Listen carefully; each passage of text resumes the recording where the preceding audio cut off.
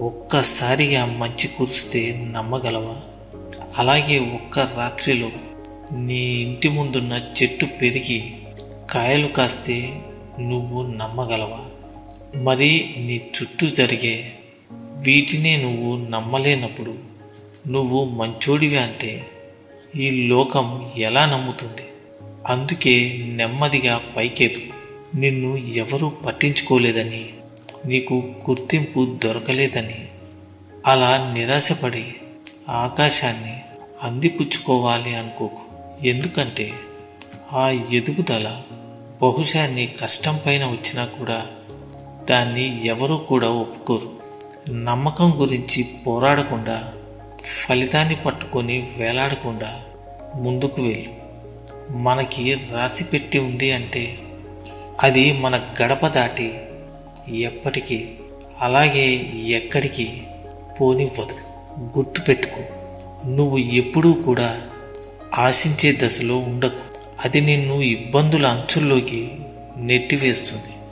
ఒక్కసారి తీసుకోవడం అలవాటైతే సంపాదించుకోవడం మీద ధ్యాస పోతుంది.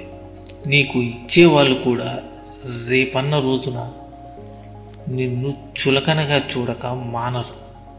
వాళ్ళ చెప్పు చేతుల్లో పెట్టుకొని నిన్ను శాసించక మానరు. ఎందుకంటే వాళ్ళకి నువ్వు రుణపడ్డావు కాబట్టి వాళ్ళ ఆధీనంలోనే ఉండాలంటారు. నీకంటూ సొంత నిర్ణయాలు అనేవి ఉండనే ఉండవు. స్వేచ్ఛ అనే మాట నీకు చాలా దూరం అయిపోతుంది. అందుకే సర్దికూడు తిన్న నీ యొక్క నిర్ణయానికి నువ్వు విలువ ఇచ్చుకున్నప్పుడే నీ బ్రతుక్కి అర్థం ఉంటుంది. ప్రతి యుద్ధానికి కూడా కారణం నువ్వే. సంపదని కోరుకుంటావు, అది దక్కకపోతే బాధపడుతూ ఉంటావు. అన్నీ నీకే కావాలంటావు, దొరక్కపోతే కృంగిపోతూ ఉంటావు. ఎందుకంత నిరుత్సాహం? నీ మనసుతో కాదు, నీ ప్రతిభతో యుద్ధం చేయి.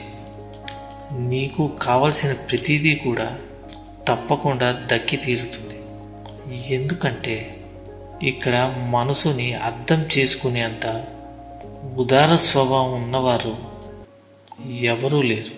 అయితే నీ ప్రతిభ కనపడాలి, లేదంటే నీ పతనం కనపడాలి, లేదంటే నీ యొక్క విలువ లెక్క కట్టలేనిదై ఉండాలి. ఇవే నీకు కావాల్సిన వాటిని నీ చెంతకు చేరుస్తాయి.